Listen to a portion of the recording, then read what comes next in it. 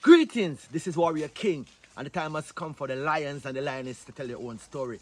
This is the lion's voice. Give thanks and praise for the wonderful blessing that's been poured on me. Give thanks and praise. Jah use an instrument to set the people free.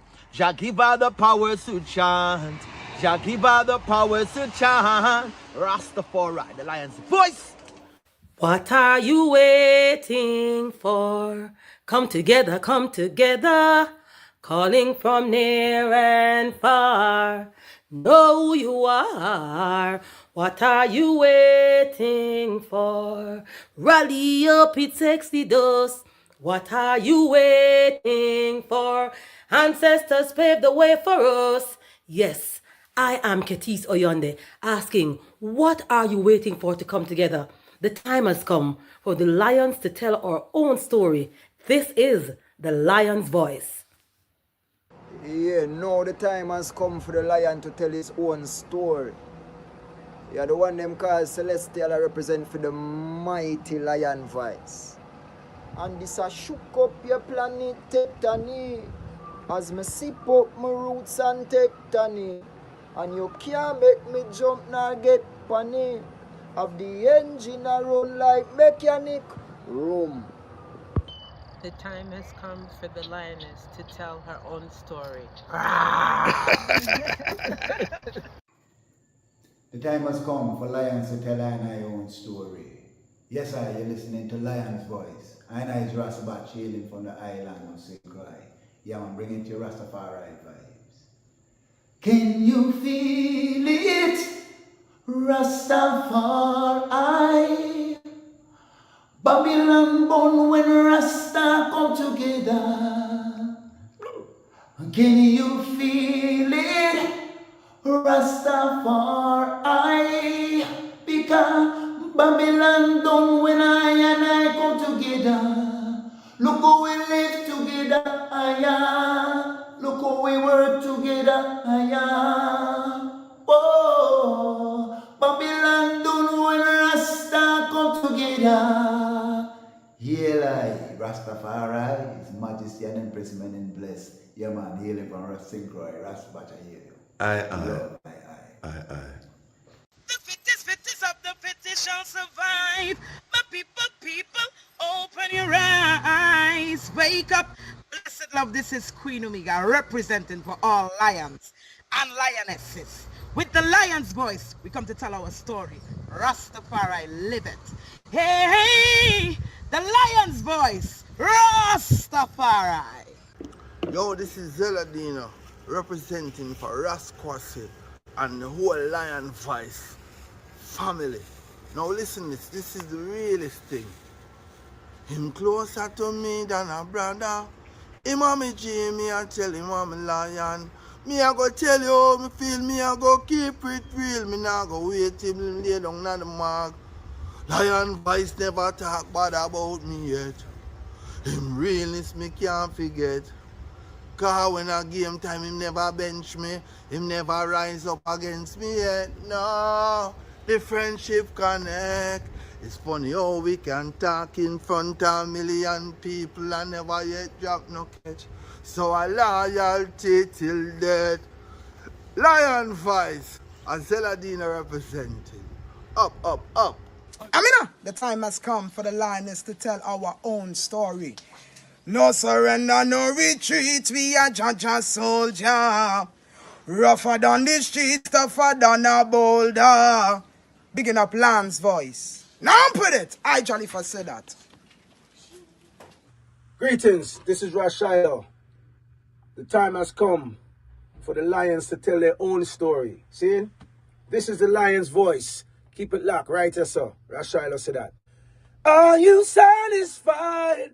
Wipe those tears from your eyes. I'm all alone, still you thought I was telling a lie. This is the lion's voice. Keep it locked, right here, sir. I will never stop, hail the Most High. And I will never stop, call Rastafari. Blessed love, this is Kushite representing for the lion's voice. We are here to tell our own story. Rastafari. Yeah, David Dread of Steel Pulse, and I'm saying hail to Lion Voice because it's time that the lion have its voice, have its own story. Says I'm stepping out here. Hear me now. Yeah, the lion's voice. Raw.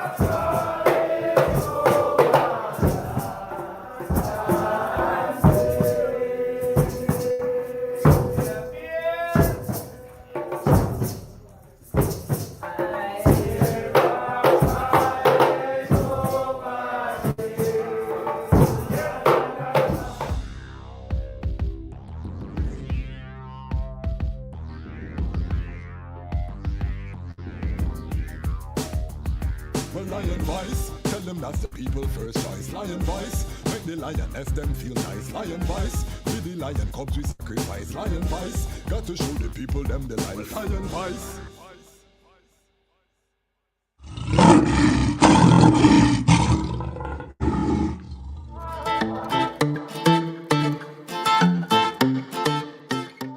Alright, so continuing on with family, we're going to talk about the drums right now. The bass drum is the foundation. It gives off that frequency. It encompasses and surrounds and keeps the idea within a one place. It's always on the one. One sound, one mute. Alright, very important. The more aware you are of yourself, the more you come to know yourself, the more mindful you are, okay, is the more skilled you become at using this powerful engine, which is your mind. And then the resolution is like just finishing up the lessons now and just saying yes, and reminding people of the theme of your story. So, you know, the theme of this story was the importance of agriculture. For the motherland, cradle of civilization, for the ancestors and their indomitable spirit, for the elders whom we can learn much, for the youth who represent our promise for tomorrow, for the people, the original people, for the struggle and remembrance of those who struggled on our behalf, for Umoja, the principle of unity that guides us in all we do, for the Creator who created all of the things great and small. We give thanks. Let's go through the principles. The first one, blessed love and greetings. Welcome to day 5, our last day of camp. That's sad, right? Too short. Just when I started to have fun, it's over. But it's been fun, and we'll do this again next year, most definitely. Looking forward to seeing you all again, and stay connected after camp.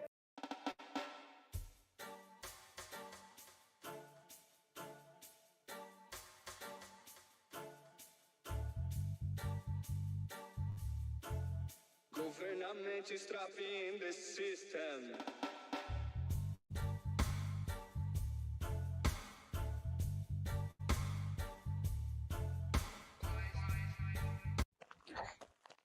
Jano, I'm so hungry, bro. I haven't eaten all day. Like, my head started to hurt me too. Like, what more could I eat right now? What about a city samosa?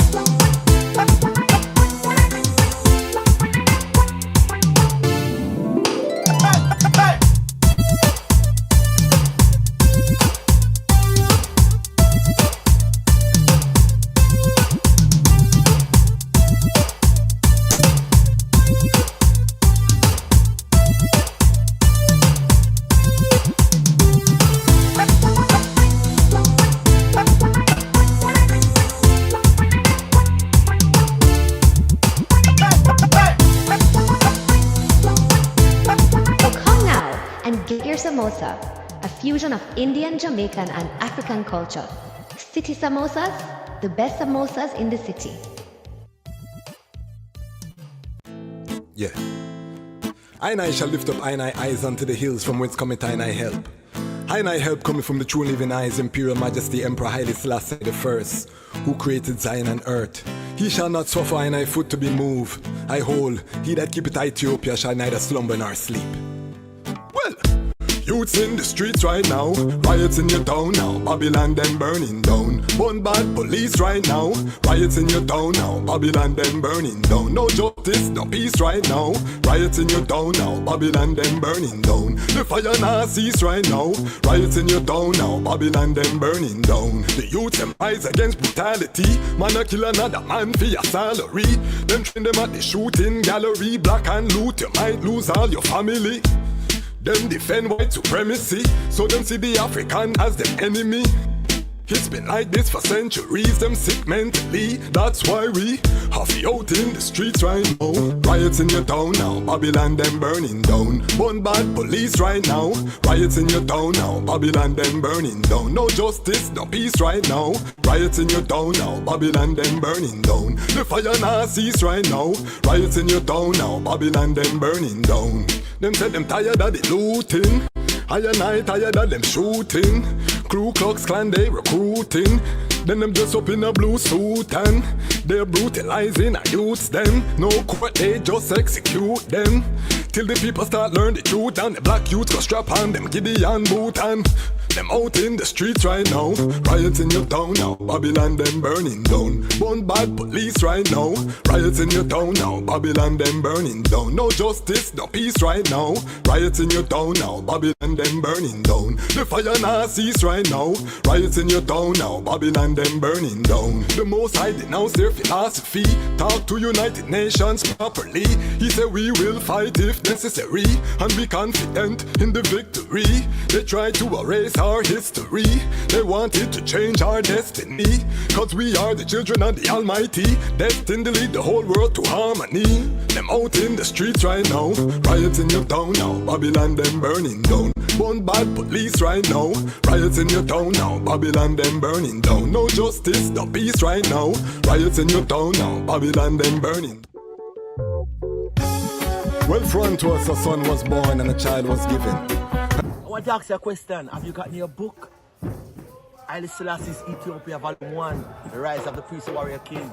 I've read the book in its entirety and I must say it's very inspirational, very informative and very historical, right? Them call him Lidj Tafari. When he was born, rain fall from sky. Them call him Lidj Tafari. When he was grown in airplanes he fly. They call him Lidj Tafari. The lion break the chain, weep not, don't cry. Them call him Lidj Tafari. Read your Revelation chapter 5 verse 5. Then born near the city of Harar, the inspiration for Bob Marley's guitar. People crowd him like some big superstar. It no matter if England.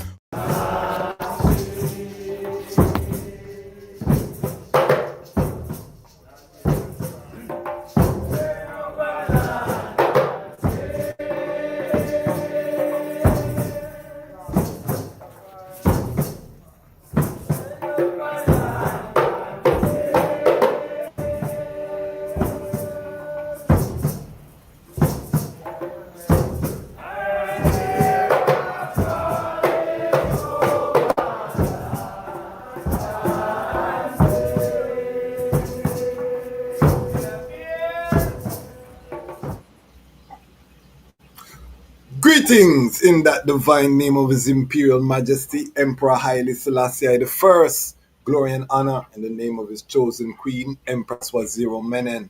My name is Kwasi Bonsu, aka DejazmatchKwasi, aka Ras Kwasi, aka the Reading Ras, aka the Pan-African Happy Man. I'm a creative industry attorney, I'm an author, I'm an artist, I'm an actionist, and right now I am the host of Lion Voice Live. Welcome to Lion Voice Live and welcome to the Lion Voice Network, where lions are telling our own story. Tonight, our episode is about Lidj Tafari. This is Lidj Tafari month on the channel, and all month we are celebrating the birth of Lidj Tafari, who would grow to become Dejazmatch Tafari, who would grow to become Rastafari, who would grow to become Negos Tafari, who would grow to become Nagusa Nagas, Emperor Haile Selassie the First. You know what I mean? So it starts somewhere. This episode, we focus on the origin story. I'm going to be reading an excerpt or maybe a couple excerpts from my book. If you're new to the channel, I did write a book. When I say I'm an author, I did write a book about the birth of Lidj Tafari.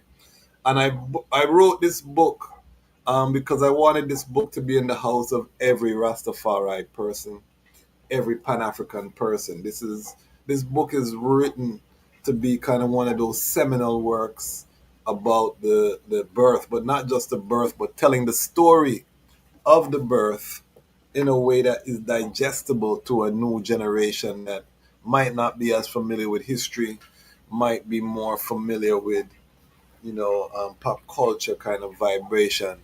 So we wanted to write the story in a compelling way about Lidj Tafari. Now, today I just came from the movies with my son and we went to see brand new movie Superman. And one of the things about pop culture, they have all of these superheroes with mythic origin stories, and it becomes ingrained in the wider culture, you know what I mean, about these stories.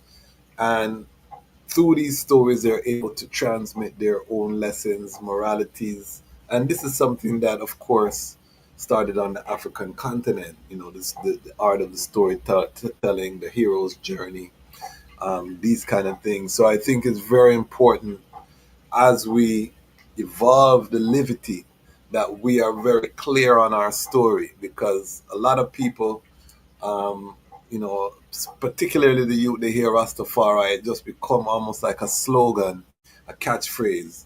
That life, that story, we want that origin story to pop up in people's head, to be embedded in the wider culture.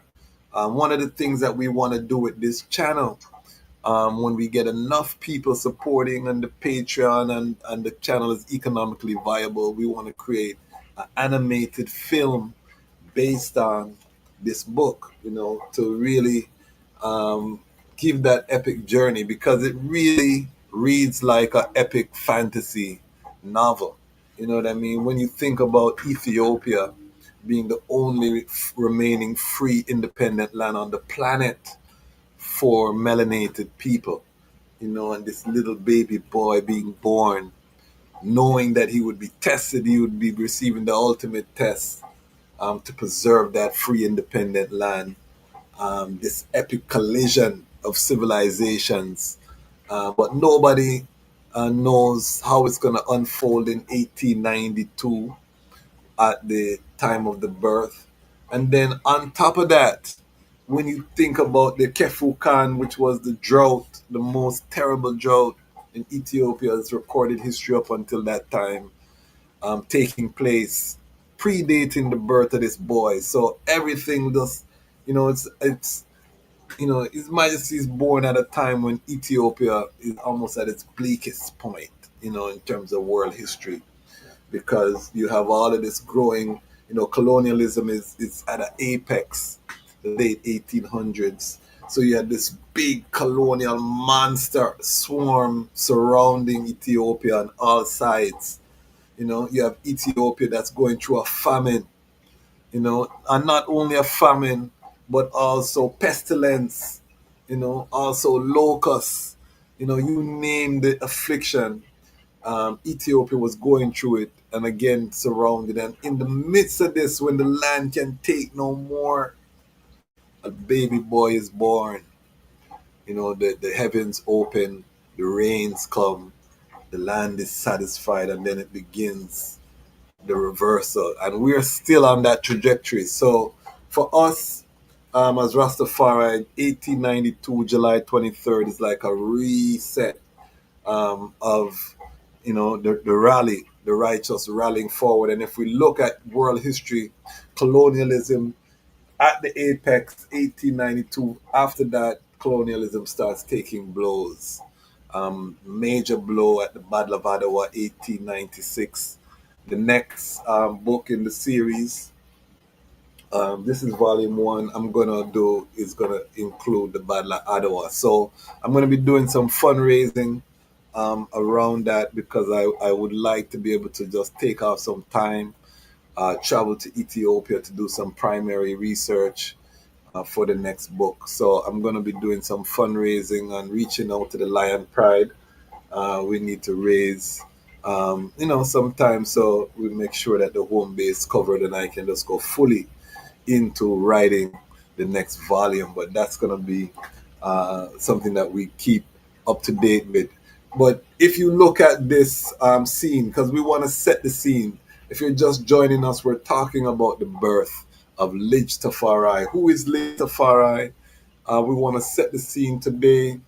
On the platform, we're talking about Lidj Tafari. We want this to be embedded in our culture, and particularly with Rastafari, Pan African people. It's important that when July 23rd comes, that we know what we are celebrating. It doesn't just become a catchphrase, or, if you look at, let's take Christmas, for example, the birth of Yeshua. That birth gets minimized. When I was a youth coming up, even in the public school, you used to have Christmas carol. You have to sing about away in a manger, all of them thing there.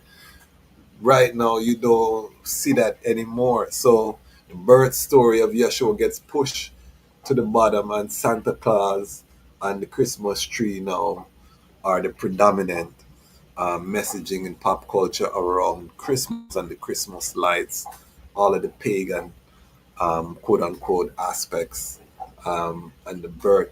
So one of the things that weaken the power is when you cut people off from the source. So we out here just at a reggae show, Jah Rastafari, and it's a catchphrase and a slogan. When you say Rastafari, you're talking about a specific time in a trad.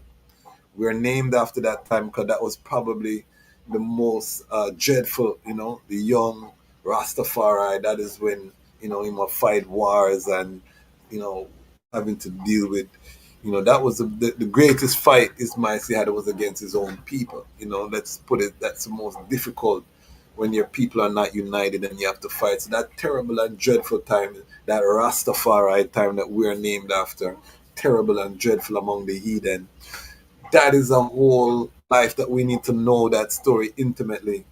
Lidj Tafari is the origin. When we talk about Lidj Tafari, we're talking about the origin story. We're talking about a time, again, colonialism at its height. 1884, 85, we have the Berlin Conference in Germany, with Otto von Bismarck. All of the colonial powers gathered to divide the continent like a cake. Can you imagine, family? It's in the second chapter. My book is all about the Berlin Conference, all of the details, who was there, all of that. And again, like an epic fantasy, when the Berlin Conference was taking place, it was in the winter, it was snowing, the whole Berlin was white. So it's taking place, there's like the super villains gathering. And when they came for Ethiopia, Ethiopia was able to win that victory. But again, 1892, where Ethiopia, and this whole book, by the way, the whole book is about what was happening in 1892 and leading up to 1892, because we set the stage. So it doesn't go anything, there's no history in this book past 1892.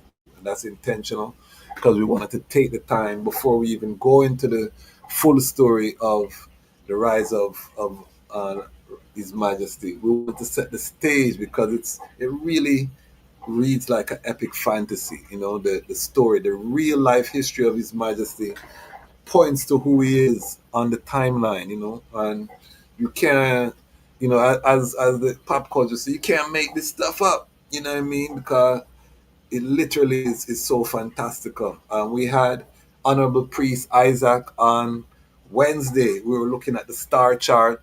I read chapter 13 from the book where I was talking about Neptune and Pluto, and we look at the star chart and we saw the stars truly did align during that time.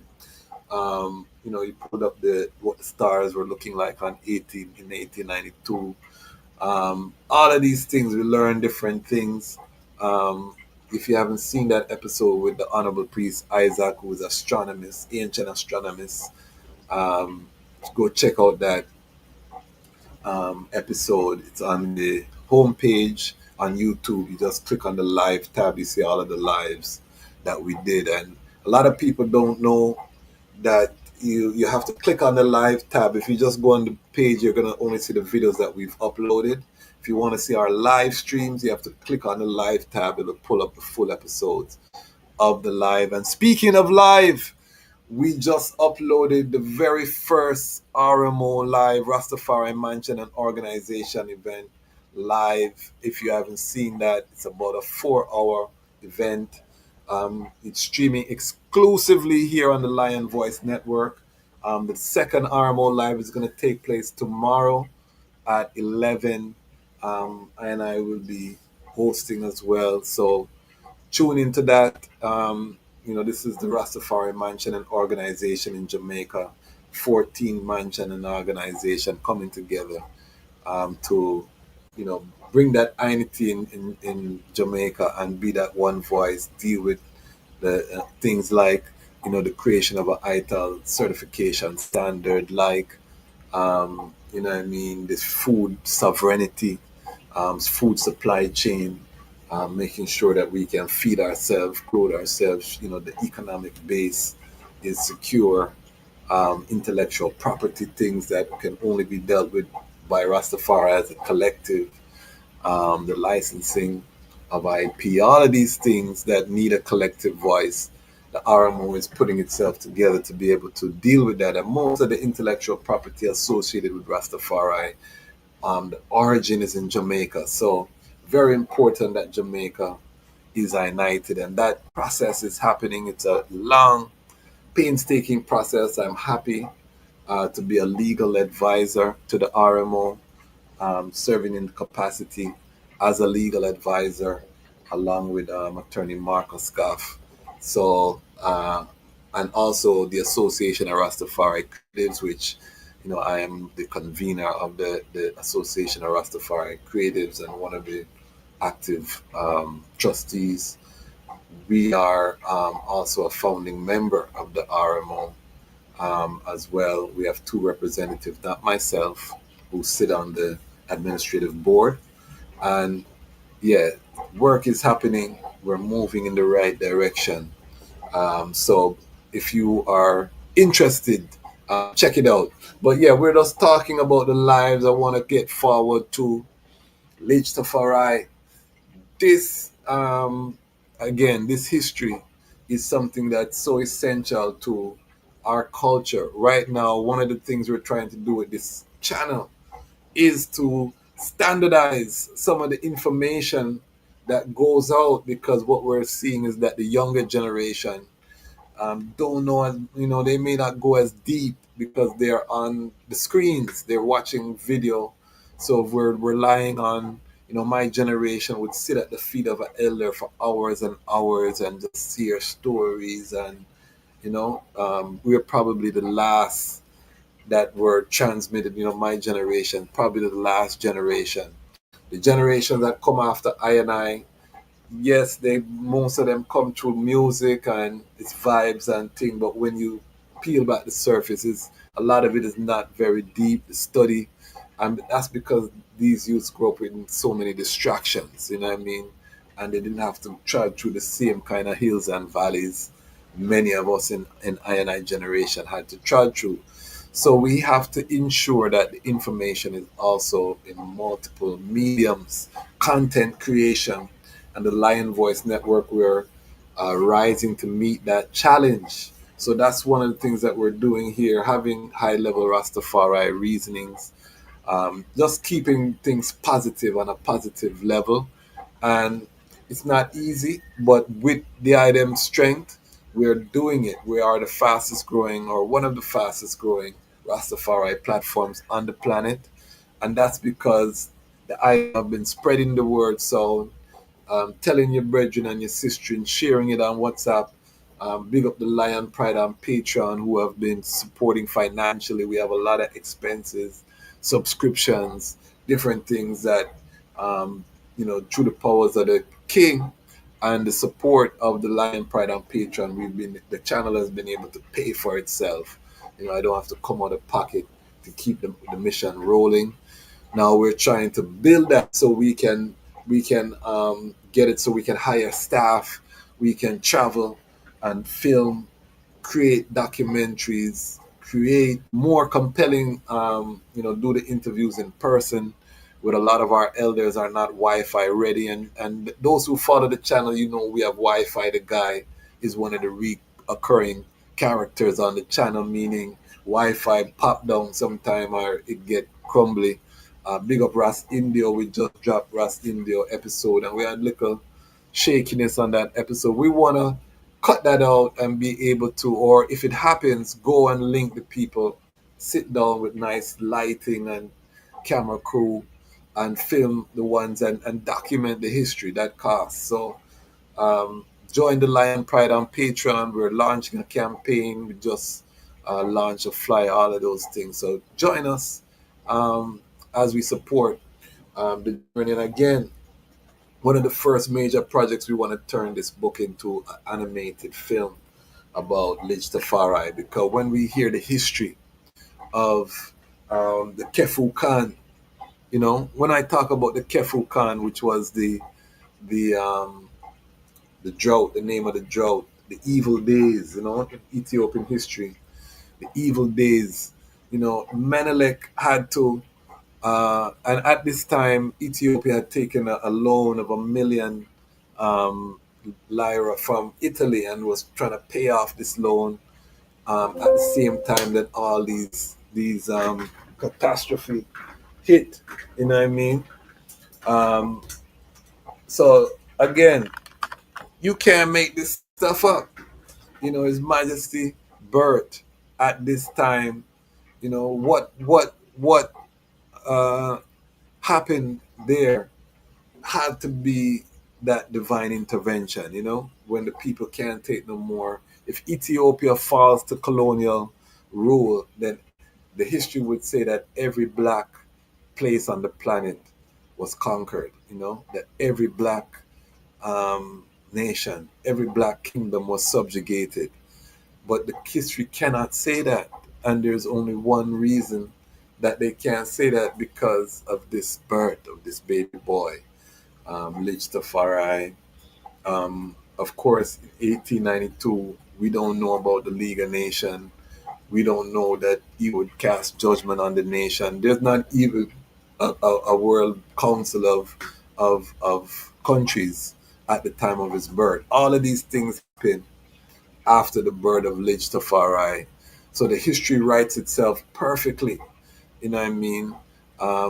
And again, it's better than an epic fantasy. The mystic is there when you read the story, and when you read the book, you see the mystic. And that's what I love about Rastafari, is that we don't have to try to proselytize or convince people of the power of the journey. What our responsibility is to know the facts so that we can just share the facts, because I can reason with a Muslim brethren, I can reason with a Hebrew brethren, I can reason with any brethren, and as long as they know history, I'm good with that.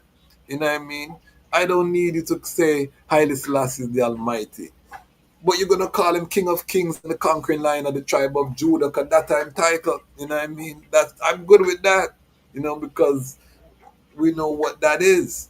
So I don't need anyone to, profess my faith or to share. I can glory in the history, and that's what I love about this trad, and that's what I want to share. And I want the Lion Pride to be able to share confidently with those who are around there. Knowing the story brings the power. That's when nobody can shake you, because the history is there and you can document it from multiple sources. You can come at it from multiple angles. And that was one of the joys of writing Haile Selassie's Ethiopia, that I could use multiple non-conventional sources. I just needed timeline, that what was happening around 1892, and you can just take it because the things are unfolding. The mystic is when you put them together, that's when you see the mystic of all that was happening on earth at that time. Because in 1892, one of the things we talk about in the book was the fall of the one of the last aspects of the Oya Empire in Nigeria took place. So at the Ghana was under the Ashanti, had been subdued, in South Africa, Congo. And I talk about that in the book. So, at 1892, at the same time that the colonial are surrounding Ethiopia like a monster, you had some of the last of the great kingdoms of Africa falling. Some of them after years of holding it out war. 1892, most of them have fallen, if not all of them had fallen. So again, this is the peak of colonialism. And then this baby boy is born, and then you have Yeshimabet, that Yeshimabet story. Again, these are the layers. So you have the big colonial monster level, that's your super villain, again at the Berlin conference, that's like the hall of super villains coming together to peace out Africa. Then you have that's one level. Then you have your Shimabet, who is the victim of so many miscarriages, who the people of Harar all around would have been saying this lady's womb is cursed. She's under a curse. Who is married to the governor of Harar, who just recently became governor after a bloody war of conquest, because Harar was an independent city state. It was run by the Ottoman Empire for 10 years, which is Turkey. Ottoman Turks ran Harar for 10 years before they had to leave because of the Oromo cavalry were just harassing them. When you come in at Ethiopia as a foreign power, Ethiopians are not people who lie down and you just come in. It's a problem. So when Ottoman Empire left, the Harari indigenous people, and they're close to Somali, they took over, and then now the central government sends the king of Showa, which is Menelik. This is the era of of Emperor Johannes IV. And Emperor Johannes IV need his own movie too. This is what I'm talking about, family, why we need our own content. Emperor Johannes IV need his own movie. He defeated the Egyptians twice, the Egyptian army, twice on the battlefield. The Muslim jihadists from out of Sudan. He died on the battlefield defending Ethiopia. His head was chopped off, carried to Sudan, and paraded around. Never end well for him, but this man was serious. In the history, one of the priestly warrior kings. I have a whole section of the book about his rise to power and his accolades. He forced conversions upon the Muslim population, so he was not loved among Ethiopia's Muslims. But without him, you don't get a Ras Mikhael, later King Mikhael. King Mikhael was Muhammad Ali. So Lidj Tafari, that whole battle for the throne that would come, which I'll be writing about in, I think, volume 3 of my works. That whole battle wouldn't have happened without Emperor Johannes. And Emperor Johannes sends Menelik II to conquer Harar, which Menelik II has his right hand, Ras Makonnen, there, and they are successful. And as a reward for his valor in battle, Menelik II appoints Ras Makonnen as the governor of Harar. And it wasn't just because of his valor in the battle. And all this information is in the book. It wasn't because of his valor in battles because also Harar was a major transshipment point for weapons and arms. Harar is, I think, the fourth holiest city in Islam, ancient trading hub. So you had the French bringing in weapons. You had different, traders. So Harar was a very important site. So Menelik II needed someone he could trust to run Harar. 'Cause Harar is one of those money making districts. You know what I mean? You need someone firm. So Ras McCunnin is their garrison with his troops from Showa, trying to establish good relations. He builds the first hospital in the history of Harar. He builds a mosque. He's trying to ingratiate himself with the people. And then his wife becomes pregnant. His wife, who prone to miscarriages. He's on his battlefield. He's on his focus, because one slip, you don't know, because these are people you came to power after they lost a battle. So you always have to be on guard. You always have to be sure. And at the time of the birth, this is, during the drought, this is during the dry season. So he moves his wife out of Harar, which is the walled city, you know, and the ancient city states often were walled cities so that they could be defended against attack. You had the wealthy people who live within the city walls, in terrace gardens and estates and things like that within the city walls. Some of them have acre garden and them thing there, the wealthy. And then you had the peasants, or the people who worked the land, that would be outside of the walled city, and they would come in their early rise, bringing their goods and different things to sell in the city market. This is ancient levity. When you watch epic fantasy like Game of Thrones, or you watch things about the Middle Ages, they learn these things from the African continent, the Moors, the different kingdoms that we had, Benin, Zimbabwe. All of these things, the history shows, came from the African continent. They were, a lot of these Asian castles and palaces were destroyed, during the European conquest, to keep that lie that Africa had no great civilization. But they just, again, hide this information. And Harar was running like that, ancient city state. So Ras McCunnin had to secure Harar, you know what I mean? And then at the same time, so you have to leave some of your soldiers there. You head up into the mountains, into a Godo. He had a estate because the air would have been much cleaner, better. You're trying to escape the disease and all of the things that came with the evil days down in Harar.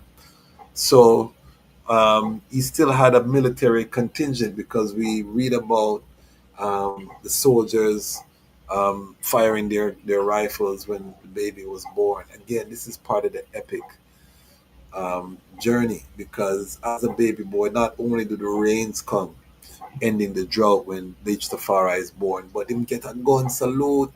Him get gun salute, as a baby boy being born. So it's like the whole, and this is one of the things that you'll notice with his trad, just treading within that humility. Everywhere he goes, his glory, honor, majesty, you know what I mean? Just creation. So I can come out and say, yes, I'm Rastafari and this and that, but I could never say I was born in the mountains, the holy mountains. And when I was born, the rains came and we get gun salute, and this concept of colonialism was surround. The circumstance outlines who he is to I and I. And it's very clear when you step back and you survey the history.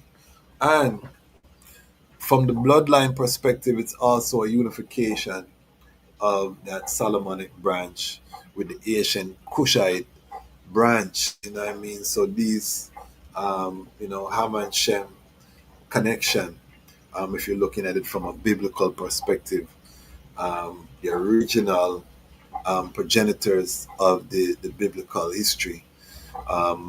knighted in the Ethiopian crown. So it was very auspicious again for him to be born.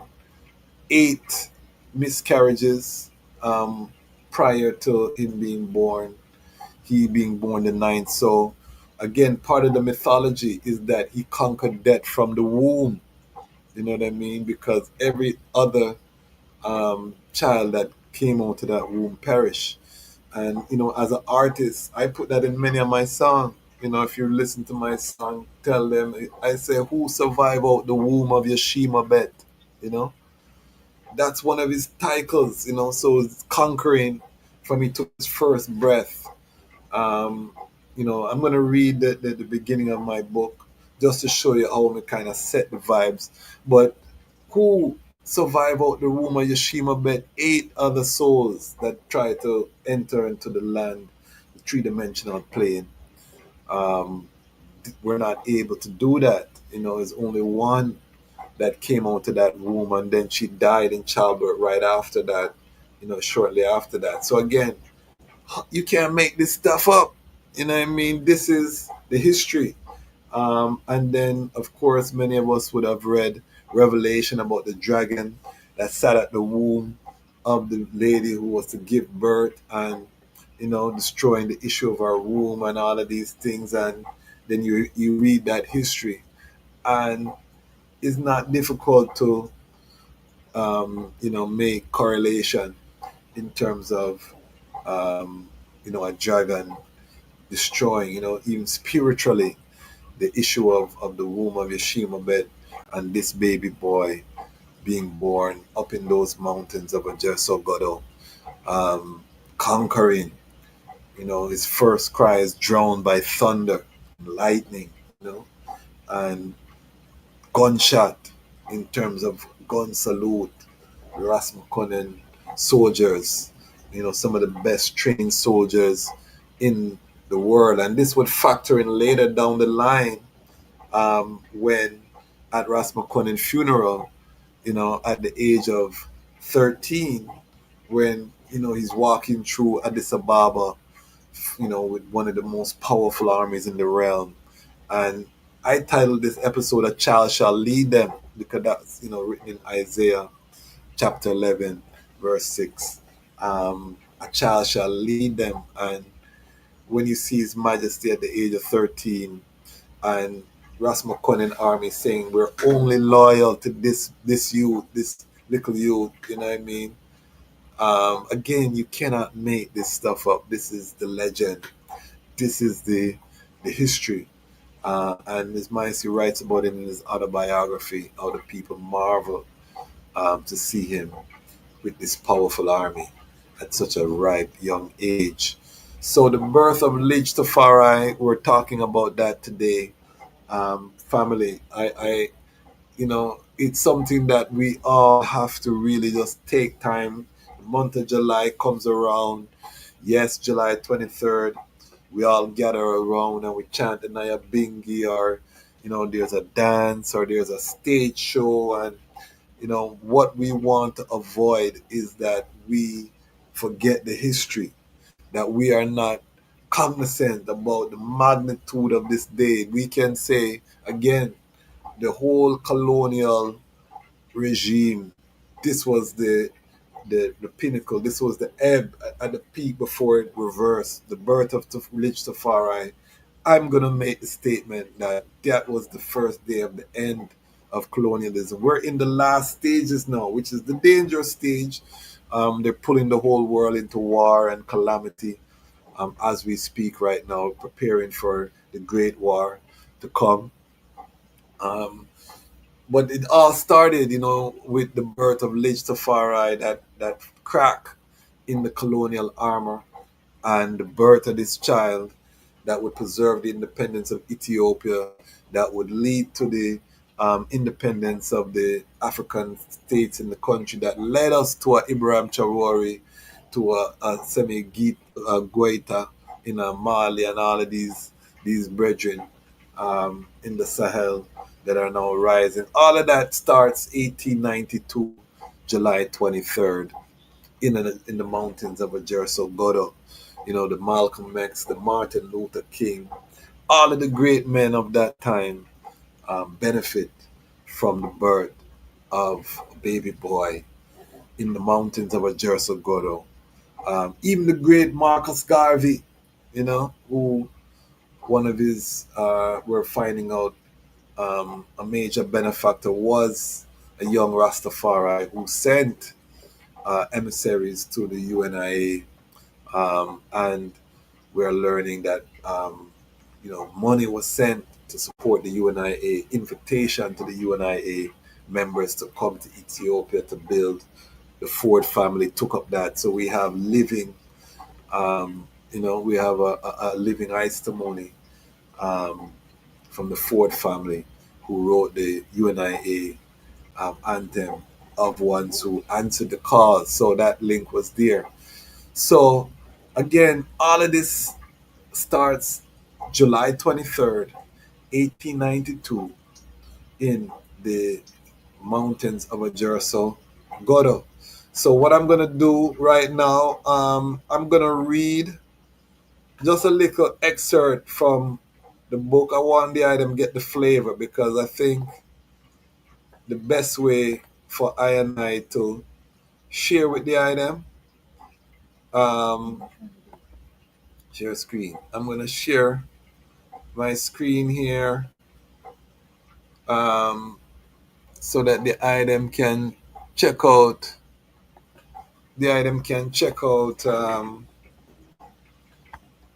This is from on the website, so the item can see what's happening. Hold on 1 second here. I'm going to read now, and you can get a signed copy. The first chapter is called The Evil Days. This is chapter 1, and I started out the book with Isaiah chapter 9:6. For unto us a child is born, unto us a son is given, and the government shall be upon his shoulders, and his name shall be called Wonderful, Counselor, the Mighty God, the Everlasting Father, the Prince of Peace. And again, every single statement was fulfilled by the life of Lidj Tafari, without question. Wonderful Counselor. We can talk about the mediation of His Majesty in Sudan, the Algeria-Morocco conflict, the conflict in Biafra. These are just three examples of direct mediation. But, in Ethiopia, there is countless other examples. Of course, the mighty God, when we look at his visit to Jamaica, he was indeed, and that's the thing about the prophecy. It doesn't matter if you believe in prophecy or not. It's a fact. You can't argue. It's just, that's what it is. Because he was called the mighty God.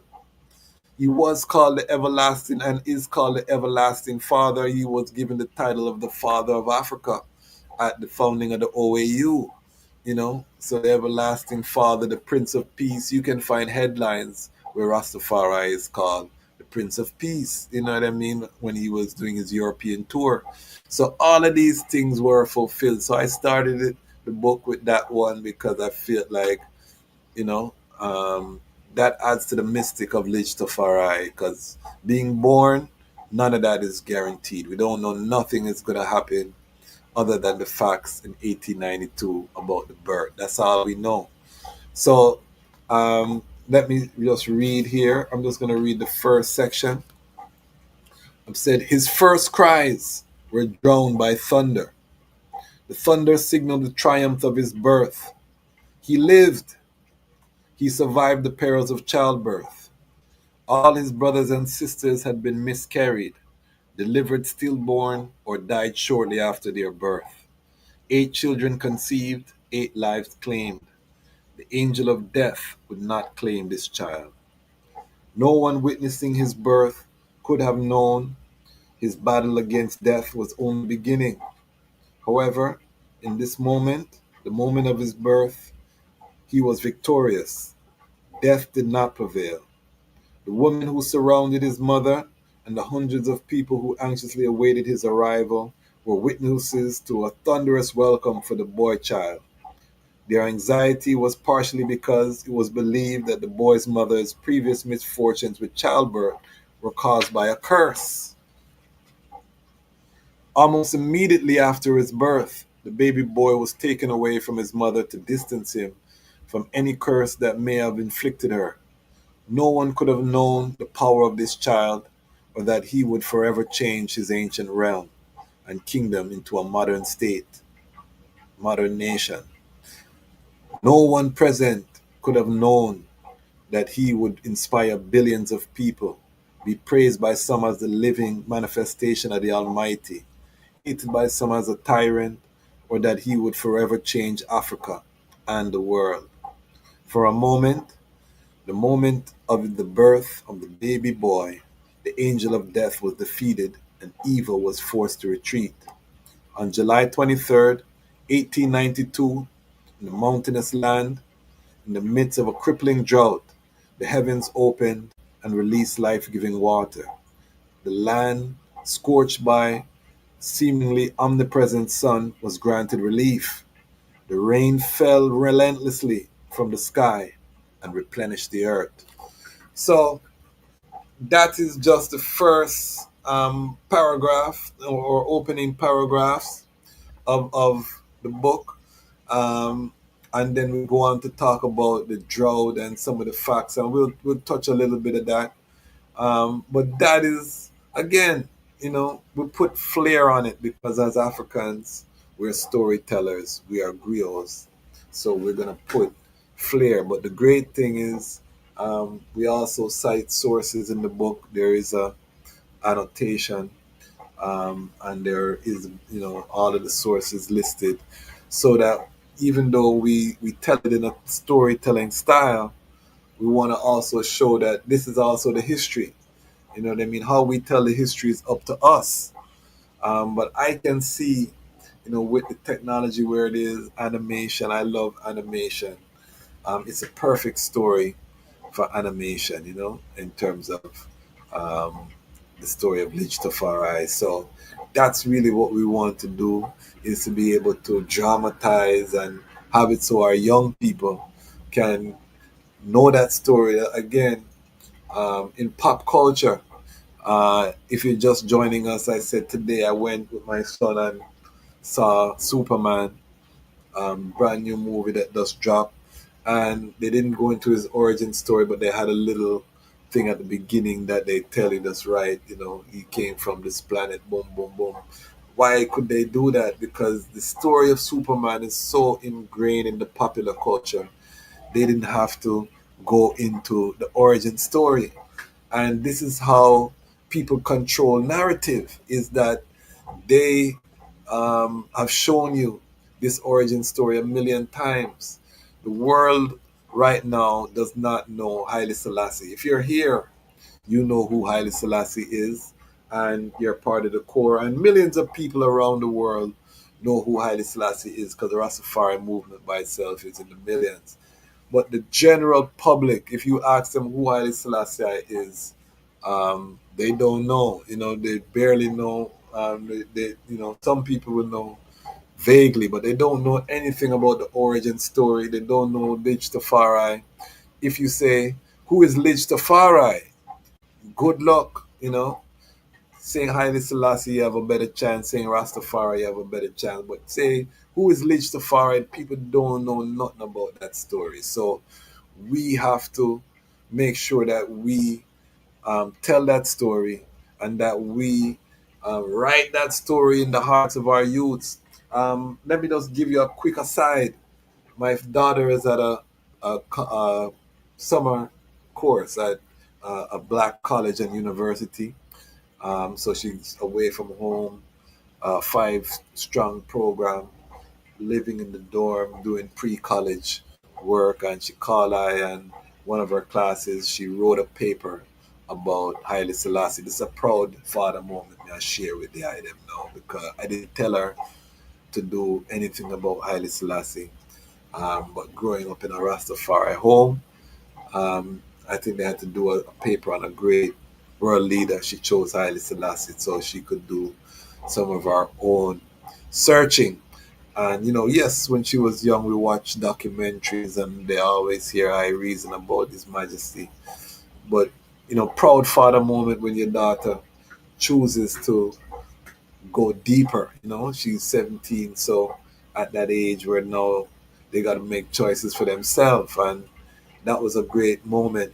But the general population again knows nothing about Lidj Tafari, nothing about Haile Selassie, and this is one of the reasons that we rose the Lion Voice Network, to make sure that we have a presence, that when a youth go to Google, when they go to Chat GPT, when they go to Gemini and they put in who is Haile Selassie, there is good information that is out there, because this will come up in a search. Some of the episodes or some of the things will come up in that search, prayerfully, so they can hear from I and I, Rastafari people, our own interpretation of who Haile Selassie is.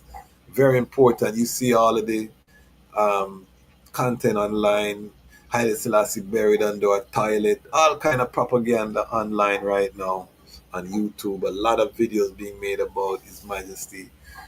So it's important that among all that other stuff, we have the real things, and we don't shy away from the controversial parts of the history here on the Lion Voice Network. If you're part of the Lion Pride, you know already we take everything in the history, because we don't try to bend the history to a narrative. We use the history to explain the narrative, you know what I mean? Because everything is there, once you just dig deeper into the facts, everything is there. The glory live on, you know what I mean? The glory live, and that's what we love about Rastafari, is you don't have to try make up nothing, you don't have to try pretty up nothing. All you have to do is live and talk the truth and share the truth, and the power is there. So again, I couldn't make up that there was a 4-year drought before the birth of Lidj Tafari, and that he was born. The drought ended. You know what I mean? That could have sounded like we made that up. You know what I mean? I couldn't make up that there was a monster named Great Britain, named Italy, named France, named, all of these countries surrounding Ethiopia to devour the last piece of independent land that black people had on the entire planet. I couldn't make up that, you know what I mean? At the time of the birth of the baby boy. I couldn't make up that his mother had 8 miscarriages and that he would be the only child surviving out of the womb. I couldn't make up that, that July 23rd, 1892, Neptune and Pluto and all of them something there would have aligned. I couldn't make up that, you know what I mean? So all of these things conspire to, that he would be from the line of Solomon, and that he would go, one day sit upon the throne of David. I couldn't make up that, you know what I mean? The history of Ethiopia is the only thing that validates the Bible into modern time. You know what I mean? Without Ethiopia, the Bible is a storybook to I. That is what was my entry point into looking deeper into the Bible, because when we look at the victory over colonialism, the biblical story is there. This emperor from the throne of David is there. We can, when the judgment is cast to the nation at the League of Nations, is the 225th from the king, from the line of King David and King Solomon. I can't make up that. That's in the Ethiopian constitution. You know what I mean? The bloodline is established by law. So I can't make up all of these things. You know what I mean? I can only report them. And as I said, the beautiful part about Rastafari Livity is that we don't require anyone. And I think this is why Rastafari spread so fast. We don't have to beat you over the head to try to believe what we are saying. We just need you to know the facts. Knowing the facts, now you can interpret the facts differently. That's your business. And we love to agree to disagree over here as a Lion Pride. We don't argue with people, we reason with people, So we can agree to disagree. But once you acknowledge the facts, I'm good. You know what I mean? Because you're going to have to call His Majesty the King of Kings. conquering Lion of the tribe of Judah, you're going to have to acknowledge about the judgment that he cast down at the League of Nations, that he was a founding father at the founding of the OAU, that Addis Ababa paid all of the expenses of the OAU for the first 2 years of its operation. You're going to have to acknowledge all of these things. So, I'm good that he was funding all of the freedom fighting down in South Africa. I'm good with the facts, I don't need nothing more than the facts. So, this is why Lidj Tafari birth is so important to I and I, so crucial. Big up model car say, all praises to the Most High, Jah Rastafari. Big up yourself, all Cali family checking in. Izena. I love to call him Emperor Haile Selassie with respect. And yeah, that is great, Emperor Haile Selassie, because it's a fact, what you're saying is a fact, you know what I mean? So, there's always that different ways where one's call upon the name of the Most High, I don't just say call it with, that purity of heart, you know what I mean? This is not a liberty of writs and rights, although officially, if we're talking in official capacity, then we would give him the official title. But I'm not one of those brethren that, I'm going to say Jah Rastafari, King Rastafari, all of these things that have become, a part of the culture. Calling with that purity of heart, call upon him with intention and know who you're calling upon, because to I, he lived throughout all time. So people identify with him on different levels. So that is very, very important for I and I. Um, but yeah, man, Emperor, King of Kings, conquering Lion of the tribe of Judah. Again, that's all we need is people to acknowledge the history. And the history of Lidj Tafari, again, we want it to be a model for our youths them. His Majesty said in an interview, as a child, he used to get in trouble, but the reason that he would get in trouble is because he wanted to learn more, and the teachers, they were done, and he would be pushing his teachers to dig deeper, to bring more information. He was a sponge, you know what I mean? So this is a great model, Lidj Tafari, also for our young youths, and that is one thing my daughter reminded I when she was writing her paper. She included that, and she didn't cite the source, but I said, where did you see this? Because I know you didn't go to the interview. And she said, this is what you were telling me growing up. I can't forget that, you know what I mean? So um, these are things that are so important for our youths, them to know as a child, that thirst, that hunger for learning, that comes from Lidj Tafari. That was one of the defining traits of that Christ consciousness, is that thirst for learning, everything like a sponge. And as Rastafari parents who are trying to raise strong Rastafari youths, that love for learning is something we have to inculcate in our youth them. We have to plant it in our youth them.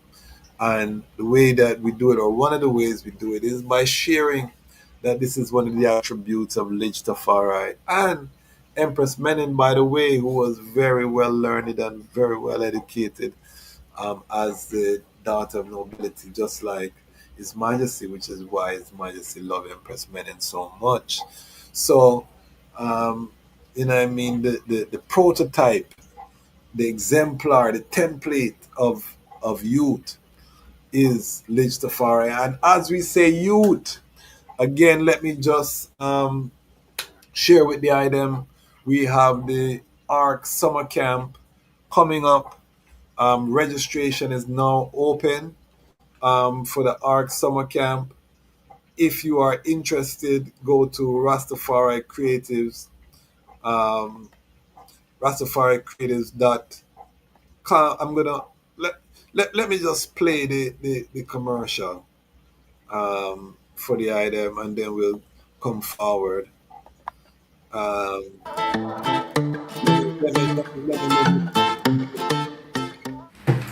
so continuing on from, we're going to talk about the drums right now. The bass drum is the foundation. It gives off that frequency. It encompasses and surrounds and keeps the iodine gate within a one phase. It's always on the one. One sound, one mute. Alright, very important. The more aware you are of yourself, the more you come to know yourself, the more mindful you are, okay, is the more skilled you become at using this powerful engine, which is your mind. And then the resolution is like just finishing up the lessons now and just saying yes and reminding people of the theme of your story. So, the theme of this story was the importance of agriculture.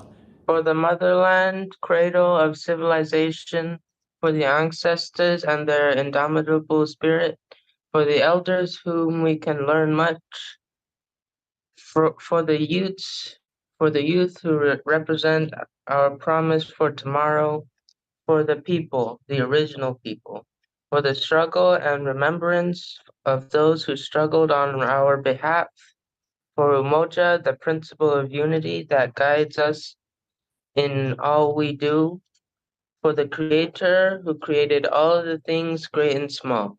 We give thanks. Let's go through the principles. The first one, let's love and greetings.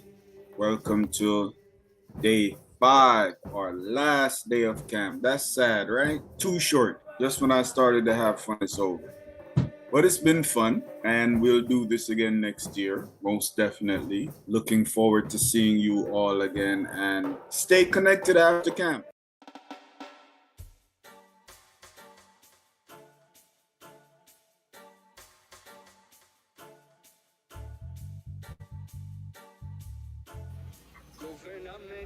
All right, so you see, we have a camp for Rastafari youths, Rastafari curriculum. Go to RastafariCreatives.com. That's being put on by Art. This is the second year annual virtual summer camp. So if you have Rastafari youth, young people, they get a chance to meet with other youths from all over the world. Will be on that camp. We're also partnering with Sister Samantha in Jamaica from Rastafari School of Vision. So there'll be a physical camp in Jamaica. We'll have more details if you're in Jamaica. So these are the things, and the theme of the camp is leadership.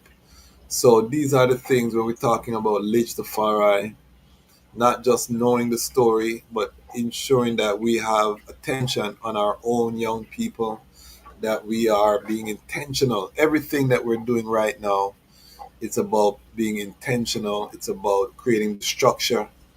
Those who are part of the Lion Pride know that I'm not a loosey-goosey supporter. I'm a lion, so the goosey-goosey, loosey-goosey, here and there, all of that is not part of I and I tribe discipline. We want that to be one part of the hallmark of Rastafari as we move into this Armageddon. Before we seal up today, Lion Voice Live, I want to just read a little bit more from the book about the Kefu Khan, the drought that took place during the birth. Because sometimes you say the drought, and you just gloss over that and go. I want the people to know when we set the stage for the birth, how low Ethiopia was, If you were in the moment, you would think that this is it. Ethiopia, it's a done deal. It's a wrap. Basically, if you had watched the colonial forces sweep across the continent, capturing all of the powerful nations, and then you came to Ethiopia, and they said you had to bet. If you are a betting man, you would have bet against Ethiopia in this moment because of what the evil days were. But the birth, again, this is a seminal moment in the story where things reverse for the positive, and we change the trajectory. But I want the item to get a good sense of the Kefu Khan, the evil days. You know what I mean? So this is part of the chapter is called "The End to the Evil Days," and it says there is a land that is far away from the modern centers of power, where the sun has always dominated. A land of 13 months of sunshine, a land of towering mountains that until the modern era were shrouded in mystery, a land more ancient than recorded history. This land is the land of the people with the sunburned faces, the land known as Ethiopia. The ancient Greek historian Homer referred to the majestic realm south of Ethiopia as a land where the gods love to feast. The inhabitants of the land in 1892 called it Abyssinia. During the drought, the gods of Homer's writings were nowhere to be found, as famine showed no mercy on the land. The angel of death reigned unchallenged. All the kingdoms of the realm were affected. The famed leaders of the great houses and their august sovereign had no answers. The kingdoms of Gojam, Begemdir, and Showa were forced into submission. The kingdoms of Tigray, Wollo, Yiju were were pummeled with punishment.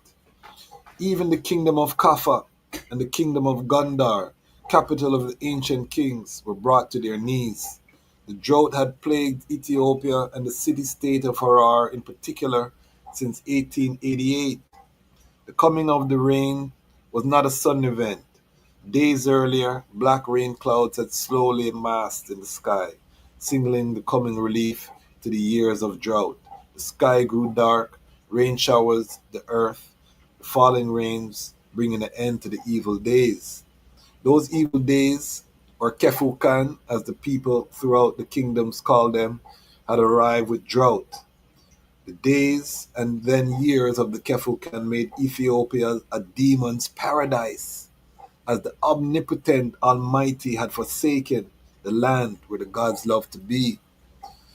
It was as if the angel of death forces of darkness had been permitted to reign over the Almighty's peculiar treasure. The Lord of Fries loosed his armies.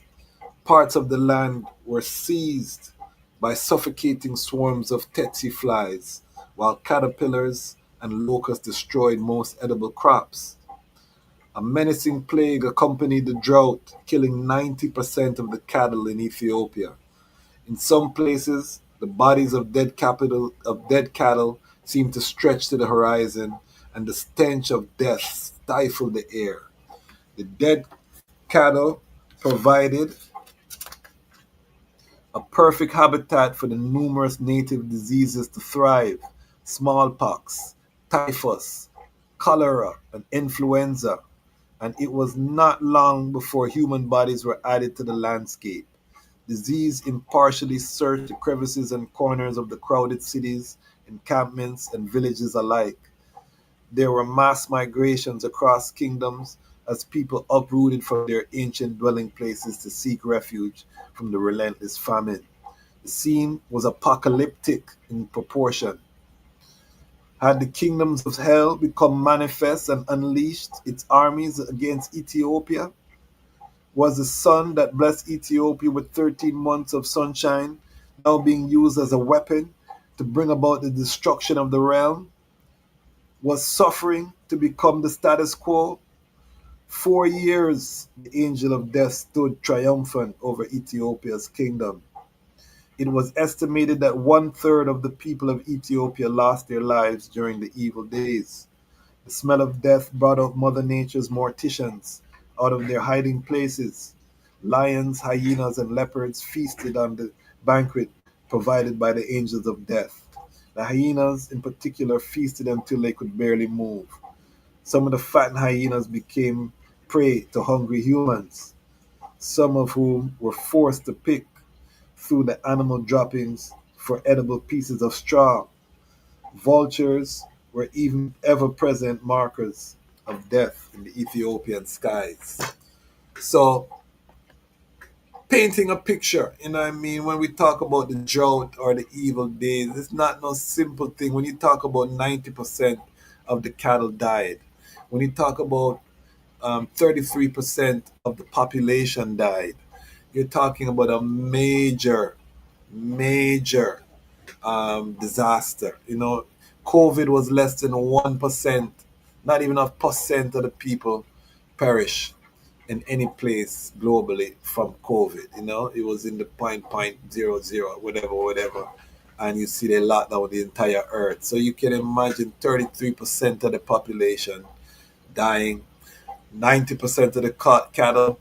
Why is that important? Because in 1892, Ethiopia was still dealing with subsistence agriculture, meaning that the fields were tilled by plow, pulled by oxen, or the male cattle. So when the cattle died, the oxen died, there was nothing to pull the plows. The people had to try to pull the plows, and it takes a lot longer, and the people are not getting good nutrition. So to work out in the sun. Famously, during this time, Menelik went out into the fields and pulled up a plow, and was dealing with him thing, to show as an example that all of the nobility, everybody had to plow the fields, because also remember, as a farmer, if you don't put in your crop at a certain time, the whole season is gone. So when this hits and takes out the cattle during the planting season, is a major blow. And at the same time, they had to repay Italy their loan. And Menelik had the people working double time, because he didn't want to have Italy have a pretext to come and try take over the place, because Ethiopia owed them resources. So this is a very serious time, 1892 in um, Ethiopia, when you talk about the Kefukan, the evil days, and then you hear about the locusts, the caterpillar. So even the things that you have in the field are being eaten by pests. So all of the nutrition that you are trying to find. And remember, this is before supermarket, this is before import, this is before refrigeration is wide scale. When you hear about people picking through animal droppings to find pieces of straw that they can eat, it's rough family. And the baby boy, Lidj Tafari, is born into this environment. The only symbol of hope is the rains. Everything else, people are still reeling from the evil days. All they can hold on to is the rain. Finally came. But this is an epic story. And again, I cover all of it. You can order the book. I'm not going to keep reading the book, but you can order signed copies of the book on the website. You can give the book as a gift. And I think, and one of the things I envision writing the book is that during this time of year, just like in Babylon Christmas, you give a Christmas gift. Find someone, even if you have a copy of the book. This is a beautiful book to give to a Rastafari brethren or sister or a Pan-African, because the book is written from a Pan-African perspective. So we also talk about what else was happening in Africa during this time of 1892, what was happening in Jamaica in 1892. We talk about all of that in the book. So my vision was that this book could be a gift that can be given at this time of year, so that we bring forward the remembrance. I'm big up because I get, there's a book now that even some Naya Bingis, when they have the reasoning, people pull out the book and they read it, or they have different gatherings. I've been sent messages like that. Say, we were reading the book at the gathering and thing, and these things make I feel so joyful again, because why? This is the book was read in a church in Jamaica. I've got footage like that. So these are the things that make I so joyful. Um, at this time of year, we call this month Lidj Tafari month on the channel, again, because we want to make sure that the story is being told every year. The story is told every year.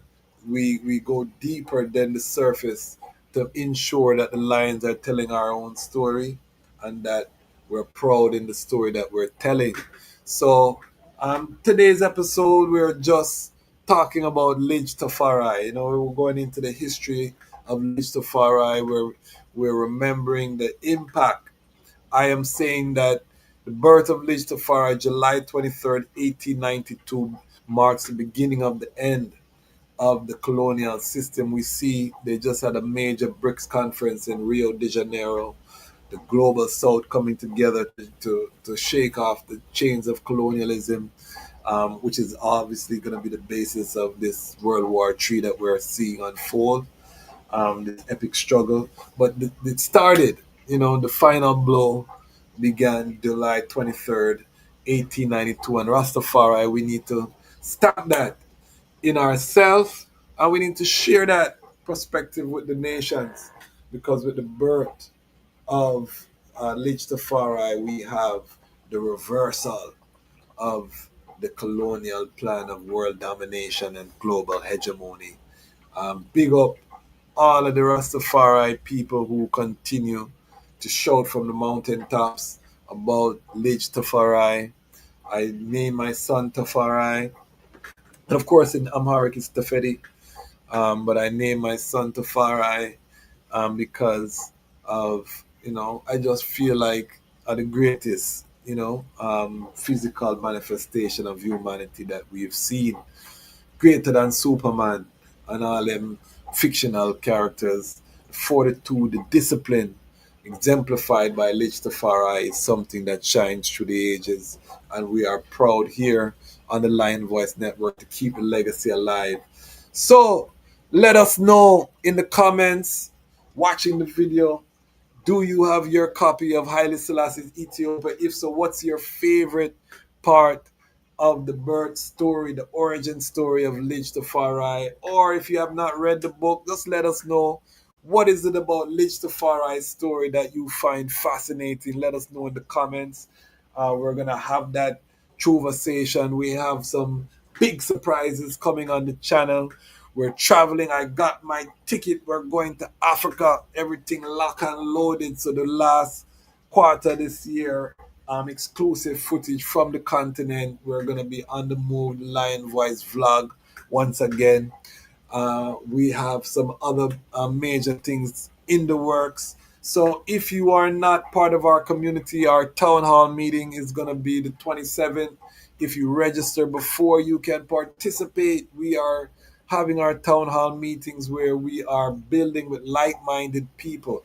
And right now in the Armageddon community is, you know, it's everything. You know, when you have like-minded people that you can work with, you can bounce off, you can build with, you can get contacts from network, it means the world. And we're building that in the Lion Pride on Patreon.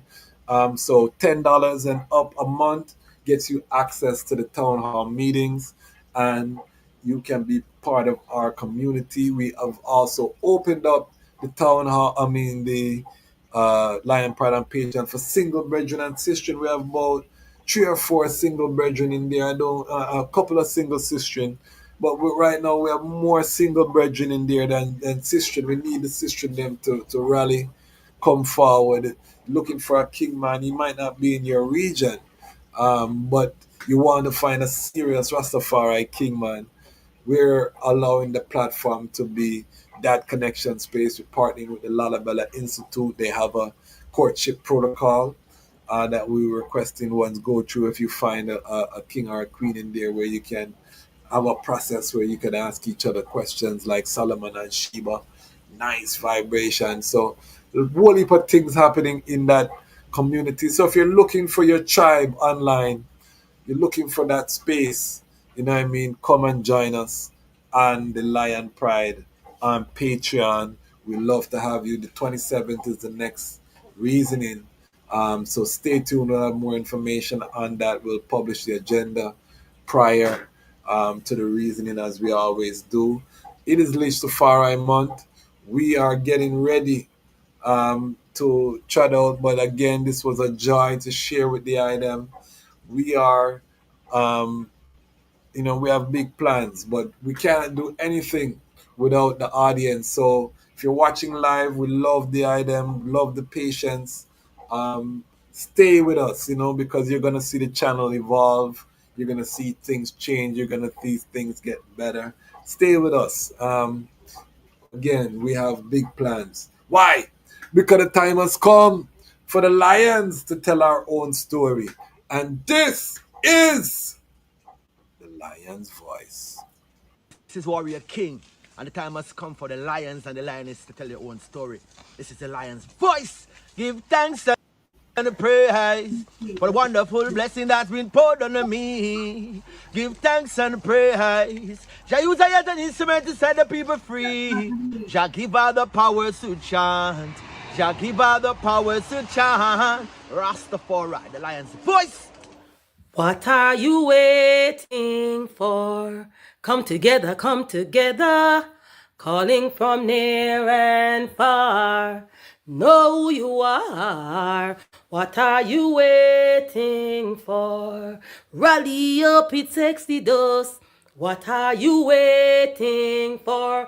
Ancestors paved the way for us. Yes, I am Ketis Oyonde, asking, what are you waiting for to come together?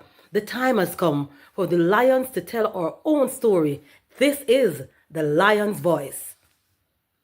Yeah, now the time has come for the lion to tell his own story. Yeah, the one them called Selassie represent for the mighty lion voice. And this a shook up your planet tectonic. As me sip up my roots and tectonic. And you can't make me jump nor get panic. Have the engine a run like mechanic. Room. The time has come for the lioness to tell her own story. The time has come for lions to tell our own story. Yes, you're listening to Lion's Voice. I is Dejazmatch hailing from the island of St. Croix. Yeah, I'm bringing to you Rastafari vibes. Can you feel it? Rastafari. Babylon born when Rasta come together. Can you feel it? Rastafari, because Babylon done when I and I come together. Look how we live together, look how we work together, Oh, Babylon done when Rasta come together. Haile, Rastafari, His Majesty and Empress men and blessed. Yeah man, hailing from St. Croix, Rastafari, I hear you. Love, aye. Fitties of the fitties shall survive. My people, open your eyes. Wake up. Blessed love, this is Queen Omega representing for all lions and lionesses. With the lion's voice, we come to tell our story. Rastafari, live it.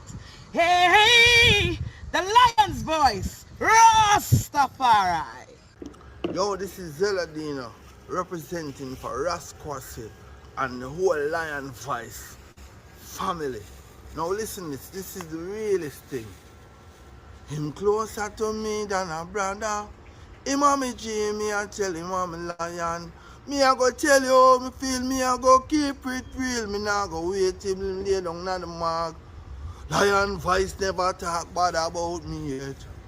Him realness me can't forget. Cause when a game time him never bench me. Him never rise up against me yet. No, the friendship connect.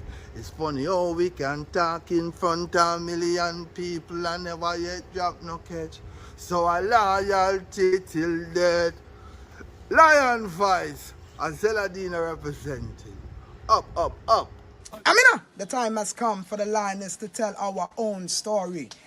No surrender, no retreat, we are Jaja soldier.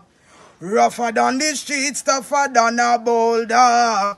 Bigging up Lamb's voice. Now put it, I Jalifa said that. Greetings, this is Haile. The time has come for the lions to tell their own story. See? This is the lion's voice. Keep it locked, right, sir? Haile said that. Are you satisfied? Wipe those tears from your eyes. I'm all alone, still you thought I was telling a lie. This is the lion's voice. Keep it locked, right, Tessa? I will never stop, hail the Most High, and I will never stop, call Rastafari.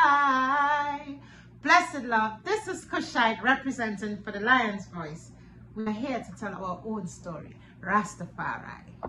Yeah, David Dread of Steel Pulse, and I'm saying hail to Lion Voice because it's time that the lion have its voice, have its own story.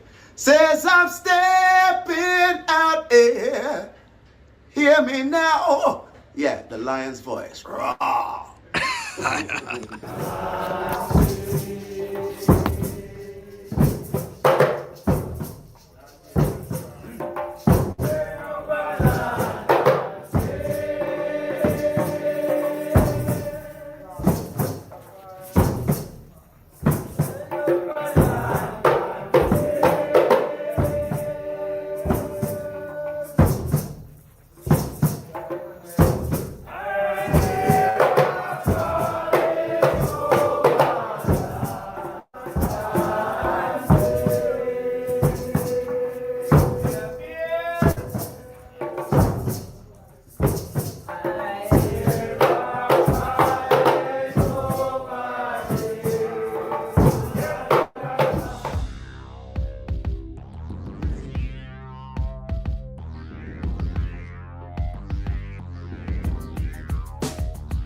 Well, Lion Voice, tell them that's the people first choice. Lion Voice, make the lioness them feel nice. Lion Voice, with the lion cubs we sacrifice. Lion Voice, got to show the people them the life. Lion Voice.